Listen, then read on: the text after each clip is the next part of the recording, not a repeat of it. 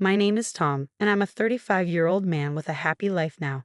But my past was filled with drama, and I want to share that story. I have a brilliant younger brother named Nick, who was exceptionally smart, always getting perfect scores in elementary school without studying. Our parents had high hopes that he would get into one of the prestigious private middle schools in the state. On the other hand, no matter how hard I studied, I always scored below average and couldn't improve my grades, especially in math where I consistently scored around 50. People often compared us harshly. They would say, "Oh, Nick is so smart. Why is your brother so dumb? If he scores like this in elementary math, he'll be hopeless by middle school." It was painful to hear, especially since I was trying my best. I remember being proud of scoring 70 in social studies, but my mother dismissed it, saying, "How can you say you did well with scores like this? Stop being stupid. If you were trying, you'd definitely get a perfect score. Maybe you should take a lesson from Nick." My brother mocked me too, saying, "You're getting scolded. You're really dumb, bro. Even I can solve these problems. Are you really in 6th grade? Maybe you should start over from 1st grade." My mother was always angry when she saw my test results. I dreaded showing her my papers, but if I didn't, she'd get furious. I resented Nick for his constant mocking and the way our parents spoiled him. He didn't respect me at all and only thought about making fun of me. To me, he wasn't cute at all, and I wished he would disappear. It often felt like I was the one who wasn't needed in our house. Both my mom and dad would say things like it would be better if I wasn't around, which deeply hurt me as a child. When I went to middle school, the studies were hard, but I made some good friends, which brought me some contentment. I particularly grew close to a classmate named Jake. His family lived modestly, and his mom loved him dearly. I envied the warmth in their home. Jake's mom always offered me snacks when I visited, and she treated everyone equally with a smile. This was very different from my parents, who ran a business with my dad as the president and my mom handling the office work. Despite being the son of a president, I never felt loved. Although we were well off, I felt they spent more money on my brother. For instance, during field trips, when the school allowed us to buy snacks up to $3, I received $1. But my brother got $10. He enjoyed being the king, handing out snacks to everyone in class. I realized early on that money isn't everything when it comes to happiness. During the summer vacation of my 3rd year in middle school, I wanted to improve my weak subjects, math and science, by attending a summer course at a tutoring center. I asked my mom for help. "Mom, I need a favor. There's a summer course at the tutoring center by the station. They said you don't have to be a regular student to attend. If you take 5 subjects, you get a discount." "What? A summer course? We don't have money for that. Spending money on you is a waste when we could spend it on Nick," she replied. "Please let me go. I'll study hard." "You're going to drop out of school and work, so you don't need to study. Congratulations, now you're free from your weak subjects." "Wait, what do you mean?" "It means you're going to drop out of school and work for our company. Don't you get it? Spending time and money on high school for you is a waste. Instead, you should work hard." "No, I want to go to high school too." "Hey bro, don't be so selfish. You're making mom upset. You're not that smart anyway, so middle school is good enough for you. You're just a failure, so you should work for us," Nick chimed in. "Nick, you," I was furious and slammed the living room door, retreating to my room. Devastated by what mom said and humiliated by my brother, I couldn't even decide my own future. Tears flowed as I felt growing hatred toward my brother and mistrust toward my parents. In the winter of my 3rd year in middle school, while everyone was studying hard for high school entrance exams, I knew it was too late for me. I just stared blankly at the clouds. "Hey, I heard you're going to drop out and work," a classmate said. "Yeah, my parents want me to join their company." "Well, your dad is the president." "Yeah, but they told me I wasn't worth sending to high school, that it would be a waste of money." "That's tough. I thought about working right away to help my mom. She pushed herself too hard and got sick." "Is your mom okay?" "The doctor told her not to strain herself. Her heart isn't good." "That's terrible, Tom. Don't look so sad. Let's show them what we can do. Some people look down on us for dropping out, so let's prove them wrong. Let's work hard and believe that we'll be rewarded someday." "You're right. Sorry, I shouldn't act like I'm the only one with problems. Everyone has their own struggles. I know it's tough for you too, but don't give up no matter what." "Yeah, I'll keep fighting. You too, Jake. Even though Jake was in a tough situation, he always encouraged me to keep going. He'd encouraged me, and I felt grateful. I had always felt like I was the only one suffering, and it made me a bit ashamed. Determined not to be outdone by Jake, I decided to work harder and stay positive. Maybe someday good things would come my way too. Even though my parents still treated me coldly and spoiled my brother, I decided to ignore it. When I stopped reacting to my brother's annoying comments, he eventually stopped bothering me. He probably thought it was no fun if I didn't respond. In April, I started working at my parents' company as a new middle school graduate. My dad was harsh, treating me like a rag and giving me all the tough tasks. He dumped all the work that other employees used to do on me. When I asked him questions, he'd just yell, "You still don't get it. How many times do I have to teach you, you idiot? No excuses. This is why you're useless. Just finish the job and get back to work."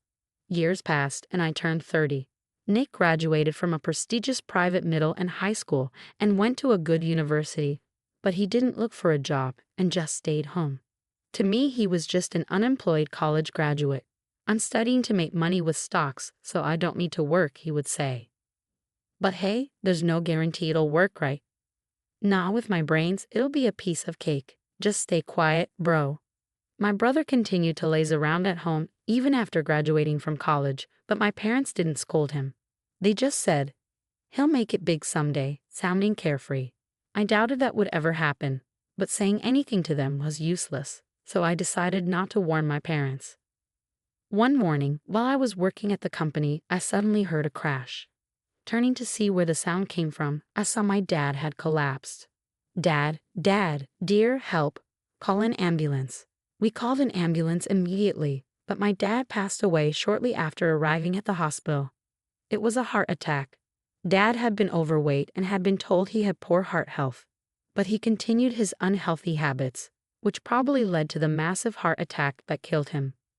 Mom cried loudly, and my brother, who rushed over, turned pale. But strangely, I didn't feel sad. I felt relieved that one thing that tied me down was gone. Maybe I'm an ungrateful person, but only someone raised by toxic parents would understand. Even during the funeral, I didn't feel sad at all. Because of that, my mom berated me, calling me the worst son. After a week, Mom called me and my brother. "Sit down, I need to talk to you." "Okay," I replied. "All right," Nick added. "With your father gone, we need to think about the company. Nick, you'll take over the company. Your useless brother is fired as of today." "What?" I exclaimed. "Got it. Nick will leave the company from now on," my brother responded. "But I want to keep studying stocks. I'm begging you, only you can be the president." "I can't refuse if you ask like that, Mom. But can I study stocks when I have free time?" "Of course." "Wait a minute. I've dedicated myself to this company and now you're firing me and making Nick the new president? That's unfair." "What? Did you think you could be the president? You only have a middle school education. There's no way you can be the president. Don't make me laugh." "A middle school education. But you and Dad were the ones who made me give up high school. It's unfair to mock me for that." "How dare you talk to me like that? I gave birth to you. How can you say such things to me?" "But enough. You're leaving this house. We don't need you." I was in shock from everything she said. I had worked tirelessly for the company like a worker ant, and this was how I was treated. I couldn't stand her saying she gave birth to me. Even at my age, I didn't want to think like a child. But I thought it was wrong for parents to say, "I gave birth to you," or "I raised you." Having children is a form of self-satisfaction, so I didn't like the condescending, "I did this for you" attitude. If I ever have kids, I wouldn't want to say things like that to them. After being told so much by my mom, I decided I would leave the house. I went back to my room, packed my things, and decided to take only the essentials. I had nowhere specific to go, but I figured I could stay at a business hotel while looking for an apartment. Leaving the house, I checked into a nearby business hotel. The space without my mom and brother felt peaceful. There was no one to bother me or say mean things. As I lounged in my room, I thought about my classmate Jake. I wondered how he was doing. I hadn't been in touch for a long time, so I gave him a call. "Hey Jake, how's it going over there?" "While the factory I was working at just shut down." "What?" "Actually, my dad passed away, and I got kicked out of the company afterward." "Wait, your dad died?" Yeah, but strangely, I didn't feel sad. Does that make me a bad son? Well, you said your parents always disliked you and treated you unfairly. Maybe it's understandable. So what did you do after getting kicked out? My mom said she was giving the company to my brother and fired me. Then she kicked me out of the house too. But I guess it's time I left anyway. I see. Hey, why don't we start something together? Huh? Let's build something from scratch, our own company. But can we really do that? Yeah, let's do it. So I called Jake to a cafe. We talked about many things there. Jake said that if our company made a big profit, it would really help him out. His mom still wasn't in good health, so he needed to work to support her. Fortunately, I had a decent amount of money saved, so we made plans. First, we secured a place to live. We consulted a lawyer Jake knew and got everything in order. We worked quickly, and soon our company was established. Our company was right across the street from my family's company with a big flashy sign. My mom and brother were shocked to see me entering and exiting the building. Are you the one renting this place? Yeah, that's right. But isn't the rent here really high? We have raised enough funds so we can afford it. How did you get the money? From YouTube. I posted stories about toxic parents and they got a lot of views. Wait, are you talking about me? Maybe. This huge sign and this place were featured in an interview before the industry. Yeah, it's a comics publishing company. I knew it. I'm not good at writing or drawing, but I'm confident in coming up with ideas. I always loved comics as a kid and wanted to be a comics artist, but my drawing skills were terrible. Then I thought about becoming a novelist, but I didn't have a knack for writing either. No matter how hard I tried, my writing was at an elementary school level, but I was good at coming up with ideas. I was always the one coming up with ideas for drama class. I wanted to pursue a creative career and go to an art school, but I had to drop out of middle school and gave up. But I realized that an academic background doesn't matter. My favorite YouTuber, who does illustrations, also dropped out of middle school, so I knew it was possible even without a diploma. However, I didn't want to become a YouTuber myself, so I posted scandalous content just to raise funds, and it got some traction. There were troll comments and condescending remarks, but I thought they must have a lot of free time. Thanks for watching. I kept posting. With the funds I earned, I started a comics publishing company. Even though my company was a comics publisher, it was different from boys' or girls' comics. We specialized in what are called ladies' comics, which are popular among housewives. Usually, women would come up with the stories or the writers would create them from scratch. But most of our works were based on my ideas. When it got out that a man was coming up with these dramatic, female-oriented storylines, it attracted media attention. Although I didn't show my face, the company quickly became famous. Our debut hit, abandoned by toxic parents, Jessica's Revenge was a huge success. The story began with the protagonist Jessica working after dropping out of middle school and being exploited by her parents. It resonated deeply with readers. You're the president of this company, so you were behind those weird comics? My brother Nick asked. Yeah, they're my passionate creations. You jerk, you made me the evil sister character. I never said the character was based on you. It's not defamation or slander. Don't play dumb. Anyone who sees it can tell it's me. I didn't make it that obvious, so no one knows it's you. Besides, shouldn't you be the one worrying about being sued for defamation and slander? What do you mean? Thanks for leaving those hateful comments on my YouTube channel with your real name. I've already filed a disclosure request. Wait, please. I'm glad I have a lawyer friend thanks to Jake. Friends are invaluable. No way. What will happen to me? I don't know. You'll probably be held accountable. That's all I know. My brother didn't know it was my channel and would smugly leave comments using offensive language and saying things like, "The uploader is an idiot." I was going to ignore it, but I decided to teach him a lesson and file the disclosure request. People who think they can do whatever they want in an anonymous world are in the wrong. My brother turned pale and started trembling. I thought he might even wet himself, and I couldn't help but smile. Well, I have a meeting with a comics artist, so I'll get going. Wait. See you. I have to go make even more money. I'm so busy. I ignored my mother and went into the office. Jake and I had a meeting with a comics artist. She was a new artist but was great at drawing dramatic scenes, so I suggested the idea for her next project. Tom, you're really good at coming up with ideas. I struggle with that, so I look up to you. But I can't draw or write well, so I rely on the comics artists. Even the YouTube content was outsourced to writers. That channel really got a lot of attention. People love dramatic stories, huh? Yeah, it shows how stressed people are these days. Those who love dramatic stories might be dealing with stress in their personal lives. It's our job to help them release that stress. Modern life is definitely stressful. Jake, you've been a big help. You're great at catching details and spotting typos quickly. Well, I did work at a printing factory. I'm a big picture person, so I'm not good with details. That's why I'm not great at spotting typos. But Jake makes up for that. Since Jake used to work at a printing factory, he's really good at finding typos and mistakes. So far, we haven't had any misprints. If we did, it would have been a disservice to our readers.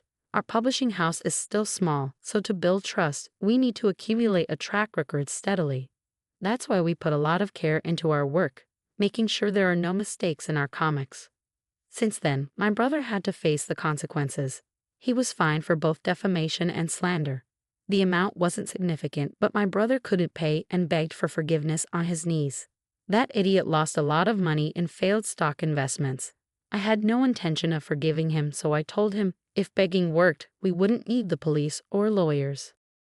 Eventually, our family company went bankrupt. It was because my brother used the company's funds for his stock investments.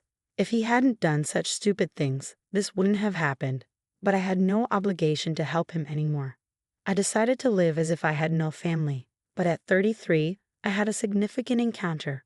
I was looking for new comics artists, and a 28-year-old woman came to us. She had sent her work to various publishers, but hadn't received any responses.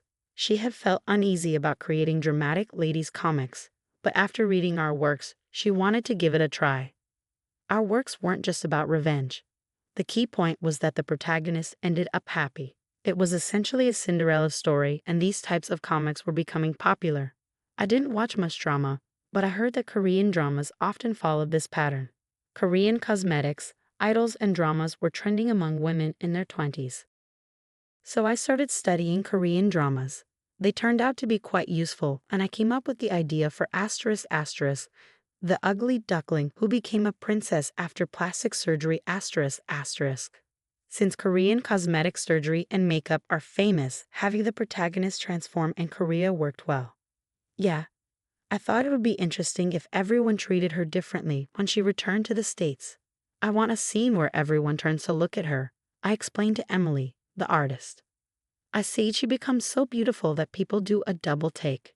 At the beginning, she should be portrayed as terribly ugly to the point of being pitiable. But her personality is kind and good-hearted, Emily suggested. Understood. The bullies should be average-looking, not ugly, but not particularly pretty either. Oh, and the protagonist should also have liposuction, I added. Oh, I know people who went to Korea for liposuction too. Then she could become fabulously fit. She could become a legendary hostess and earn a lot of money. Then her mean former classmates could come in as customers. That sounds great, but she doesn't reveal her identity as they hit on her without realizing who she is. How about that? That's a great idea, Jake. It's really interesting, Emily said. Thanks. Do you think we could add some mature scenes? This is aimed at women in their 30s. Sure, something for working women who are tired from their jobs. Exactly, women who feel frustrated, and by reading the conclusion, feel inspired to keep going. Not just revenge, but the protagonist achieving happiness on her own. Got it. I'll give it a try, Emily agreed. Emily was excited and created ***, the ugly duckling who became a princess after plastic surgery ***. The kind but extremely unattractive protagonist, Sarah, is a bullied girl. Not only is she ugly, but she's also chubby, so she's constantly mocked by her classmates in high school. She is despised by the boys, and when she confesses her love to a boy by writing a letter, he throws it away. Devastated, Sarah works hard and travels to Korea alone. There, she undergoes full-body plastic surgery. She gets liposuction, changes her nose, eyes, and jaw, and transforms into a stunning beauty. Upon her return to the States, she is so beautiful that people do a double take at the airport. Sarah leverages her beauty to become the top hostess. In no time, she has interactions with her former classmates and eventually meets her true love. The comic became a bestseller, and our small publishing company grew significantly. Eventually, the comic was adapted into a TV drama with a famous actress playing Sarah. They used special effects to depict her ugly phase and her beautiful hostess phase. I treated Emily to a meal to thank her for her hard work. Emily enjoyed spending time with me, and I was glad that I asked her out. We began to go on more dates and got to know each other better. The more I got to know Emily, the more I wanted to confess my feelings to her. However, I was a high school dropout. Emily had graduated from an art university, and I thought she wouldn't be interested in someone like me. But I decided to take the plunge and confess. Jake encouraged me, saying, "If you like her, you should go for it," which gave me the courage. "Emily, there's something I want to tell you." "What is it?" she asked. I want you to seriously consider our future together." "Are you saying that you were thinking about marriage?" "Yes, I'm a middle school dropout without much education, but I want to be with you from now on. I can't lie to myself anymore. Emily, I would love to marry you in the future, so please date me seriously." "Thank you. I've been wanting the same thing." "What?" "I've been happy to be more than just work partners with you," Emily replied. Emily gladly accepted my proposal. I felt relieved that I had expressed my feelings. Emily didn't mind that I was a middle school dropout and said that everyone has their own path in life. I was thrilled and grateful that Emily was my girlfriend. Then we had our wedding. I was 34 at the time. My parents and brother didn't come to the wedding, but Jake, my business partner and good friend, celebrated with us, and so did our employees. Most importantly, I was happy to be accepted by Emily's parents. Even after marrying me, Emily continued to work hard as a comics artist. Though she struggled with coming up with ideas, her artwork was excellent. She drew captivating images, and I thought she had immense talent. Many works were created with my story ideas and Emily's drawings. Jake also managed other artists and nurtured many of them. Our company grew steadily and became well known in the ladies' comics market. Just before my 35th birthday, Emily seemed unwell.